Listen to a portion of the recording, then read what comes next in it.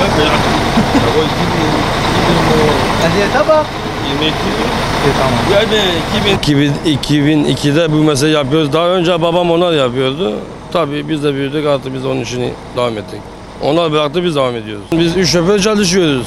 Kimin kartı dolarsa o diğeri direksiyona çıkıyor.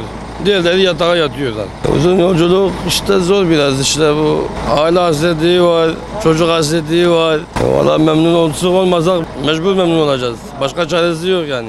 Ya işte uzun yol biraz zor yani. Evimizi güzel göremiyoruz, o çocuklarımızı göremiyoruz. Bir sefer çıktığımda 3 gün sürüyor zaten. Gidiş geliş yani. Oturmuyoruz, devam ediyoruz. Tabii haftada bir gün istirahatımız var yani. Tabii ben kaza geçirdim zaten. Araba çok ön taraftan kaza yaptığı zaman şoför mavin ölüyor zaten. Airbag yok. Bak zaten 7,5 trilyon bir araç. Ön tarafta hiçbir şey yok. Sadece bir cam var. Yani bir kaza anında hemen şoför mavin ölüyor. Yapılmasını yetkililerden rica ederiz. Ben 20 seneye yakın ben bu işi yapıyorum. Can taşıyoruz, yolcu taşımacılığı yapıyoruz. Ve tek benim bir şikayetim var yani. Şikayetim derken yetkili servisine bildirmenizi çok rica ediyorum. Bu arabalara bu kadar servet bağlanılıyor.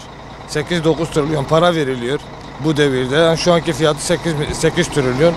Yani yetkililere duyurmak istiyorum. Bu arabanın ön taraflarına can güvenliği için airbag konulmasını istiyorum. Arabada yolcu taşımacılık can güvenliği için ben bunların yapılmasını çok istiyorum. Yani arabanın brütleri değişiyor tabii. Şimdi bazı arabalarda 38 kişi taşıyoruz. Bazı arabalarda 54 kişilik oluyor.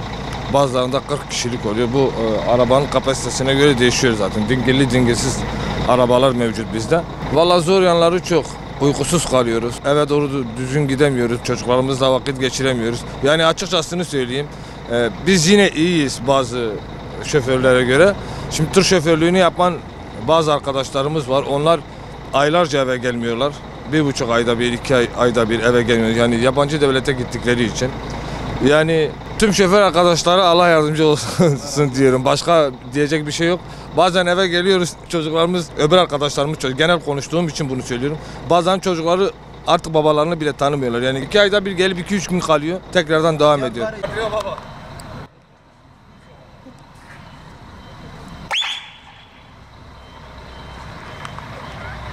Alo. Alo. Bunlar senin mi? Heh. İyi benim ha.